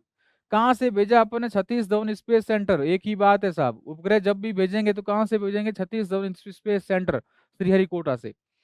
लगभग कितनी लागत आई, 400 करोड़ रुपए, ठीक है। इस पेलोड में क्या है, VILC है, स्वीट है, सोलेक्स है, हेल्टेनस है। ये तो बहुत डिटेल की बात हो गई। इसरो का एक नया मिशन है, उसका नाम है एक्सपोसैट 2024। 1 जनवरी 2024 को अपन ने बोला है कि अपन भेजेंगे, लेकिन जनवरी तो चला गया। तो ये ध्यान रखना, एक्सपोसैट इसरो का नया क्या है, अंतरिक्ष मिशन है। आगे देखो, पूरा नहीं हुआ अभी तक ये, अंतरिक्ष में अपन छोड़ेंगे कुछ नहीं। वापस देखो, यहाँ पर आदित्य L1 की बात है, PSLV XL। तो यहाँ पर ध्यान रखना, आदित्य L1 ने अपन ने किससे भेजा है, GSLV-C57 7 से भेजा है, सूर्य की सतह के प्रभामंडल का अध्ययन करेगा। एल का मतलब लैग्रेंजियन बिंदु। कोरोना, देखो ये सूर्य है, इस सूर्य की सतह को देखो आप, इस सूर्य के बाहर की जो परतें है ना, ये आप देख रहे हो, इस बाहर की परत को बोलते हैं फोटोस्फीयर, फिर है फ्लेयर, और सबसे बाहरी जहां पर ये किरणें निकल रही है उसको बोलते हैं कोरोना। इसी कोरोना को बोलते हैं प्रभामंडल। सूर्य की सतह का तापमान कितना है? लगभग 6000 केल्विन। थोड़ा और बाहर निकलोगे तो उसका लगभग तापमान 10,000 केल्विन के आसपास पहुंच जाता है। कितना? 1,00,000 केल्विन तक। कितना? 1,00,000 केल्विन तक तापमान बढ़ जाता है। तापमान बहुत ही अधिक होता है क्योंकि सूर्य में जो क्रिया होती है वो होती है नाभिकीय संलयन अभिक्रिया। कौन सी अभिक्रिया होती है? नाभिकीय संलयन अभिक्रिया। हल्के हल्के नाभिक मिलकर बड़े नाभिक का निर्माण करते हैं जिससे बहुत अत्यधिक ऊर्जा का निर्माण होता है, उसे बोलते हैं नाभिकीय संलयन अभिक्रिया। तो सूर्य में इस प्रकार की अभिक्रिया होती है, बहुत अत्यधिक रूप से ऊर्जा का निर्माण होता है, तापमान बहुत अधिक होता है, तो अपन किसी इसके पास उपग्रह को नहीं भेज सकते हैं। ठीक है, आगे देखो। अंतरिक्ष में प्रदूषण बढ़ रहा है क्योंकि अपन ने इतने सारे उपग्रह भेज दिए, कभी फेल हो गए मिशन, तो वो अंतरिक्ष में ही रहे, नीचे तो आए नहीं वापस। तो अंतरिक्ष में प्रदूषण फैल रहा है। आप देखिए एक चीज को, नगरीकरण बढ़ रहा है। नगरीकरण बढ़ने से क्या होगा? जो स्लम बस्तियां हैं वो बसेगी, क्योंकि जो गांव के लोग हैं वो शहर में आके बसेंगे। अब उनके पास घर तो है नहीं, तो क्या करेंगे? झोपड़ियां बना के रहेंगे, अस्थायी कब्जा करेंगे, तो वो उन पे जो बस्तियां बसती है उन्हें बोलते हैं स्लम बस्तियां। उसी प्रकार से अंतरिक्ष में भी क्या हो गया, अपन ने बहुत सारे उपग्रह भेजे, अब उपग्रह जो काम में आना बंद हो गए वो भी तो कक्षाओं में घूम रहे हैं, क्योंकि पृथ्वी पर नीचे तो आए नहीं वो। अब इतने सारे अपन ने भेज दिए तो प्रदूषण बढ़ गया। उस प्रदूषण को एक नाम था वैज्ञानिक का, उसका नाम था डोनाल्ड कैसलर। उसने बोला there is no space in space, यानी अंतरिक्ष में अब बिल्कुल भी स्पेस नहीं है कि आप कोई नया उपग्रह भेजो। अपने जीवन में भी इसी प्रकार से लागू करना, there is no space in space, मतलब जीवन में इतना किसी को स्थान मत दो कि कोई और भी चाहे तो स्पेस ले ले, ऐसा नहीं रखना है। सीधी बात है, जो आपको डिस्ट्रैक्ट करे, आपके मन मस्तिष्क को थोड़ा विदलित करे और आपको फालतू में भ्रामक करे, उस पर सीधा एक ही बात बोलना, there is no space in my space, बस। यानी अपने को प्रदूषण को दिमाग से क्या करना है? दूर रखना है। तो एक ही बात गांठ बांध लो जीवन में, there is no space in space. जीवन में बिल्कुल अपनी अपनी तरह से जियो, अपना अनुशासन रखो, अपना डिसिप्लिन रखो, अपने आप को सुधारो। तो उसके लिए किसी और से ज्यादा प्रभावित नहीं होना है। ठीक है, और ज्यादा आपको लगे कि कोई डिस्ट्रैक्ट कर रहा है तो उसको नजरअंदाज करना सीखो, और एक दिमाग में एक बात धारणा बैठा लो, there is no space in space. मेरे जो स्पेस है उसमें कोई स्पेस किसी के लिए नहीं है। तब तो जीवन रहेगा सुखी। और यदि आपने सोचा कि उसने क्या कहा, उसने क्या सोचेगा, वो कैसा पढ़ रहा है, मैं वैसा वैसा, तुलना किसी से मत करो। खुद की तुलना खुद से करो और अपने आप को इम्प्रूवमेंट करो। कुछ टेस्ट दिए हो, चाहे कोई भी आपने कुछ किया हो, और उसका जो अनुभव आपने देखा है कि मेरे यहाँ यहाँ कमियां रही है, उसको सुधार करो। और अपना जो स्पेस है ना खुद का, उसमें किसी को दखलंदाजी मत दिया करो। खुद का स्पेस है उसको और डेवलप करो, विकसित करो, और आप एक मैच्योरिटी अपने आप आ जाएगी धीरे धीरे। तो एक डिस्ट्रैक्ट जब भी हो, आपका जो मानसिक संतुलन बिगड़े, तो उस समय एक ही बात ध्यान रखना, there is no space in my space. तो वहां पर डेविड जो डोनाल्ड कैसलर था उसने एक थ्योरी दी कि there is no space in space, यानी अंतरिक्ष में इतना प्रदूषण हो गया है कि अब वहां को किसी प्रकार का कोई स्पेस नहीं है। तो कचरा साफ करने के लिए यूएसए ने एक मिशन लॉन्च किया। उस यूएसए ने जो मिशन लॉन्च किया उसका नाम क्या है? रसलर। रसलर यान ने क्या किया, एक लंबी केबल ली, उस केबल से जो अंतरिक्ष में प्रदूषण है उसको क्या किया? इकट्ठा किया। डायनेमिक डायनेमिक यान 200 जालों से कचरा साफ करेगा। यूके द्वारा यानी ब्रिटेन द्वारा भी क्या किया? क्यूबिक ऑफ सेल सिद्धांत का उपयोग किया। इसमें क्या किया कि जो भी उपग्रह भेजेंगे अपन, वो यदि नष्ट नहीं हो तो क्या करो, उस उपग्रह पर कुछ चुंबक वाली चुंबक जैसी कोई पदार्थ लगा दो। तो जैसे ही सामने कोई वो उपग्रह आएगा जो खराब है, तो टकरा कर नष्ट नहीं हो उसके लिए क्या करो, उसको प्रतिकर्षण कर दो पहले से ही, तो वो हट जाएगा अपने आप आगे से। तो यूके यानी ब्रिटेन द्वारा क्यूबिक ऑफ सेल सिद्धांत का उपयोग किया, उपग्रह में प्रतिकर्षण क्षमता उत्पन्न करेगा। यानी उपग्रह जो आप भेज रहे हो अंतरिक्ष में, उसमें प्रतिकर्षण क्षमता उत्पन्न कर दो, ताकि सामने से यदि कोई कचरा है तो वो स्वतः ही क्या हो जाएगा? हट जाएगा। फिर है इनसेट सैटेलाइट 3DS, ये इंपॉर्टेंट है, ध्यान रखना। अभी हाल फिलहाल की बात है, इंडियन सैटेलाइट 3DS जीएसओ में स्थापित है। भूतुल्यकालिक यानी जीटीओ, भूतुल्यकालिक कक्षा, ये अपन ने पढ़ा था। श्री हरिकोटा से प्रक्षेपित किया। कार्य क्या? पृथ्वी की सतही निगरानी करने के लिए।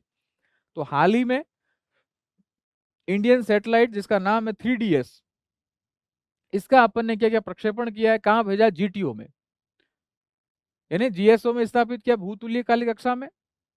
सार हरिकोटा से प्रक्षेपित किया। पृथ्वी की सतही क्या करेगा? निगरानी करेगा। महासागरीय व पर्यावरण की निगरानी करेगा। इसकी खोज व बचाव कार्य, मौसम संबंधी सटीक जानकारी देगा। 10 साल तक ये सेवाएं देगा। और जीएसएलवी F14 द्वारा इसको क्या किया? प्रक्षेपित किया। देखो 17 फरवरी 2024 तिथि क्या थी? 17 फरवरी 2024 को, जिसका नाम क्या था? GSLV F14। इसके माध्यम से अपन ने क्या किया? प्रक्षेपित किया। किसको किया? इंडियन सैटेलाइट 3DS को जीएसओ में स्थापित किया, यानी भूतुल्य कक्षा में स्थापित किया। हरिकोटा से इस प्रक्षेपित किया। ये काम क्या करेगा? पृथ्वी की सतह की निगरानी करेगा। दूसरा, महासागरीय एवं पर्यावरण की निगरानी करेगा। और तीसरा, ये खोज व बचाव कार्य, जैसे कभी आपदा आ गई, बाढ़ आ गई, उस समय भी ये मौसम की सटीक जानकारियां प्रदान करेगा। इनसैट 3DS, तो ये ध्यान रखना, परीक्षा में पूछा जा सकता है 17 फरवरी 2024 को। ठीक है साहब। इनसेट, इनसेट का मतलब होता है इंडियन नेविगेशन सैटेलाइट सिस्टम, जो अपन ने पहला पढ़ लिया था। इसका निर्माण इसरो करता है और सतीश धवन स्पेस सेंटर इससे क्या करते हैं? प्रक्षेपित करते हैं। चलिए, चंद्रयान 3 अपन ने पढ़ लिया, आदित्य L1 पढ़ लिया। स्पेस टेक्नोलॉजी में लगभग सारी जानकारियां अपन ने क्या हो गई? पूरी हो गई। एक बार वापस देखो, मैं रिवीजन करवा रहा हूँ। स्पेस टेक्नोलॉजी में इतना ध्यान रखो, स्पेस किसे कहते हैं साहब? कार्बन रेखा से ऊपर का भाग, यानी पृथ्वी यानी समुद्र तल से 100 किलोमीटर ऊंचाई का भाग क्या कहलाएगा? स्पेस कहलाएगा। कक्षा किसे कहते हैं? 3 प्रकार की, low earth orbit, middle earth orbit और जियो सिंक्रोनस ऑर्बिट या जियो अर्थ ऑर्बिट। ठीक है। ऊंचाई क्या है? 2000 किलोमीटर तक। 2000 से 35,786 और 35,786 ऊपर की कक्षा कौन सी है? जीईओ। ठीक है साहब। उपग्रह का फुटप्रिंट किसे कहते हैं? उपग्रह का वह भाग जो पृथ्वी का वह भाग जो उपग्रह द्वारा कवर किया जाता है। तो 42% भाग उपग्रह कवर करता है। तो कुल पृथ्वी को कवर करने के लिए लगभग कितने उपग्रह चाहिए? 3 उपग्रह चाहिए। ठीक है। फिर अपन ने क्या की? भारत की जो स्पेस यात्रा शुरू की, इनको स्पार से लगाकर, इसरो से लगाकर, तल से लगाकर, आर्यभट्ट वगैरह सब पढ़ लिए। फिर अपने अंतरराष्ट्रीय कार्यक्रम पढ़े। फिर अपने चंद्रयान पढ़े, फर्स्ट सेकंड थर्ड। फिर अपन ने मिशन मंगल पढ़ा। फिर आदित्य L1 पढ़ा, इनसेट 3DS पढ़ा। और उसके बाद में लास्ट में अपन ने क्या पढ़ा? इनसेट 3DS लास्ट में पढ़ा। तो ये सारा का सारा स्पेस टेक्नोलॉजी आपकी पूरी हो गई।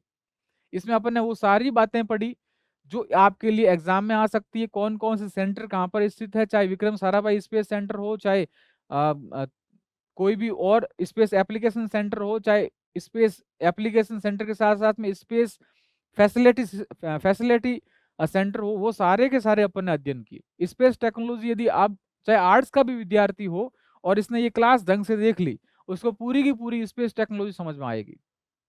स्पेस टेक्नोलॉजी बिल्कुल भारी नहीं है। भारी तो है तो केवल मन का बोझ भारी है। यदि अपन ने स्पेस को समझ लिया ना, दिमाग में सेट हो गया, तो अखबार में जो भी न्यूज आती है आपको अपने आप समझ में आ जाएगी। इसरो ने फलाने का किया प्रक्षेपण, तो अब समझ में आ जाएगा किसका किया? उपग्रह का। उपग्रह कौन सा? इनसेट। इनसेट का मतलब Indian navigation satellite system, Indian national satellite satellite programme. इस तरह से पूरा का पूरा आ जाएगा। IRNSS क्या है ये? फिर और कभी कुछ और आ जाए, बैलिस्टिक मिसाइल वगैरह, तो वो रक्षा में आएगी।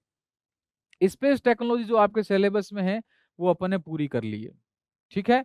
इससे प्रश्न एक भी बार नहीं जाएगा। आप निश्चिंत होकर इसको पढ़ाई कीजिए, ढंग से पढ़ाई कीजिए। यूथ एजुकेशन आप सबके लिए 20 टेस्ट लेके आ रहा, निःशुल्क है आप सबके लिए। 5-5 टेस्ट तो कैसे हैं?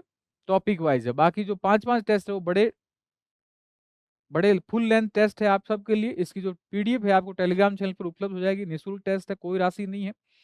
साइंस सिलेबस आपके लिए निःशुल्क आपके लिए उपलब्ध करवाया। इससे बेहतर और क्या हो सकता है बताइए आप? और बिल्कुल उच्च गुणवत्ता का। मैंने हमेशा ये प्रयास किया कि आपको ज्ञान दे, ठीक मात्रा में दे, आपके एग्जाम के लायक का हो। ठीक है। अब इसको डिटेल में और ज्यादा ले जाएं तो कोई मतलब नहीं उस चीज से, क्योंकि कहना कि गए थे हरि भजन को ओटन लगे कपास। हरि भजने गए लेकिन आपने कपास ओटना शुरू कर दिया, ऐसा काम नहीं करना आपने। अपने एग्जाम के ओरिएंटेड क्या चीजें पढ़नी है उसको ही पढ़ना है। और यकीन मानिए, आपने यदि विश्वास किया है इतना, तो उस विश्वास पर हम खरा उतरेंगे। प्रश्न बाहर नहीं जाएगा, आप अच्छे से पढ़िएगा इसको। तो मिलते हैं अगले वीडियोस में। शुक्रिया।